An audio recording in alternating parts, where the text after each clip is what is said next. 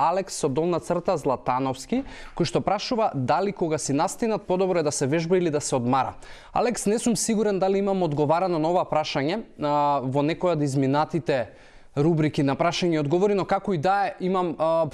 многу едноставно одговорот, а тоа значи има правило кое што потекнува и од Светска здравствена организација и вели дека ако можеби твојата наснинка е веќе под вратот, воопшто не треба да размислуваш на вежбање, но доколку е можеби над вратот и се работи само за можеби затнат нос, кивање и слично, во тој случај може да си дозволиш физичка активност. Мојата искрена филозофија која што јас секогаш ја пременувам, без разлика дали е под вратот или над вратот, јас не практикувам да бидам физички активен, од причина што знам дека кога телото е физички активно, дополнително се трошат многу нутриенти, електролити и работи кои што помагаат во борбата против било која болест и настинка, и затоа можеби е најдобро,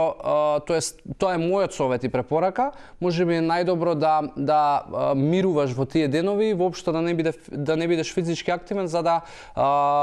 успееш да побрзо можеби во ден-два се справиш со таа настинка. Така да тоа е мојот совет, имаш совети од Светска здравствена организација, така да е твое што ќе примениш.